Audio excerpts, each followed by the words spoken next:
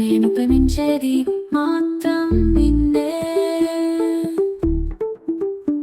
నీ పాస్ట్ లో ఎవరున్నారో నాకు అనవసరం.